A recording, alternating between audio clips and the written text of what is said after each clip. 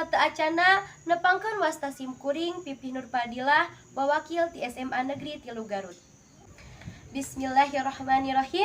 Assalamualaikum warahmatullahi wabarakatuh. Alhamdulillahirabbil alamin wassalatu wassalamu ala asrofil anbiya'i wal mursalin wa ala alihi wa sahbihi ajmain, amma ba'du. Girang pangajen anu kusim kuring dipika hormat, akang teteh panitia mieling basa indung kadua anu kusim kuring dipika hormat, sarta rerencangan sadayana anu kusim kuring dipika cinta. Langkung tipayun hayu urang sanggakeun puji sinareng syukur kehadirat Allah Subhanahu wa taala, margi ku rahmatna urang sadayana tiasa ngariung mumpulung dina ieu acara. Margi teu aya deui kecap anu paling endah iwal ti kalimat syukur nu datang tina hate suci pikeun ngajadikeun mantenan Allah Subhanahu wa taala anu kagungan ieu alam. Sholawat sinareng salam hayu urang sami-sami panjatkeun ka junjunan urang sadayana nayatana Nabi Agung Allah Nabi Muhammad sallallahu alaihi wasallam. Ka para kulawargina, para sahabatna, para tabiin oge tabiatna, tur mudah-mudahan dugi ka urang sadayana anu tumut turut kana ajaranna. Dina kasempatan anu sae ieu simkuring bade ngadugikeun biantara ngeunaan ngajaga persatuan jeung kasatuan NKRI atanapi Nagara Kesatuan Republik Indonesia.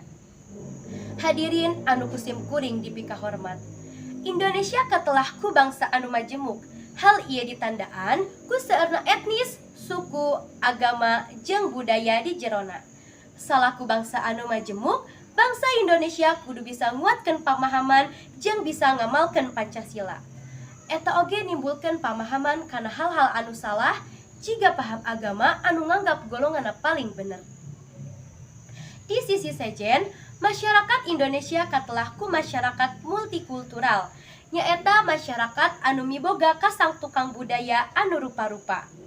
Karagaman bangsa Indonesia dihijikeun ku Bhinneka Tunggal Ika anu hartina sanajan beda-beda tetep hiji tujuan. Hiji hartina sakabeh henteu dibagi-bagi.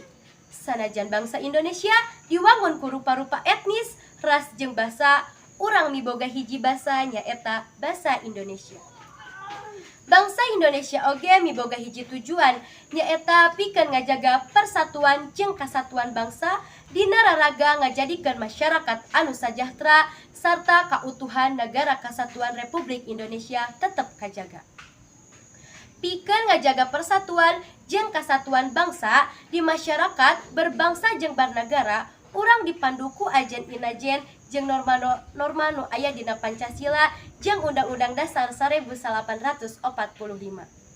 Salaku masyarakat Indonesia, urang kudu bisa ngekuatan ketahanan kulawarga ku cara sasarengan, solidaritas, jeung karukunan.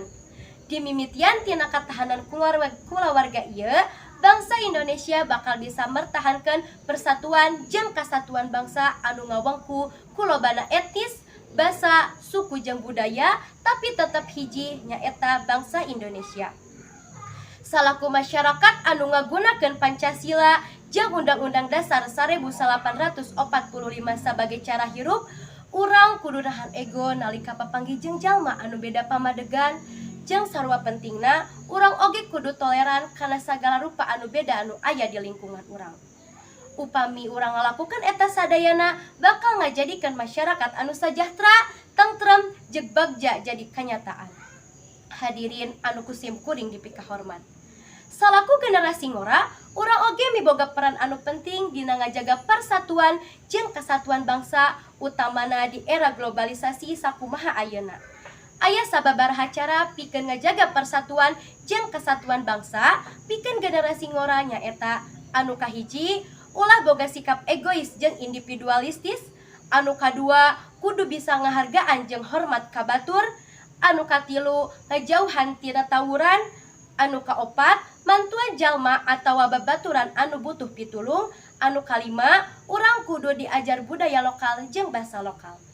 Hadirin anu dipika hormat, unggal kecap pasti salah, utamana simkuring manusia biasa.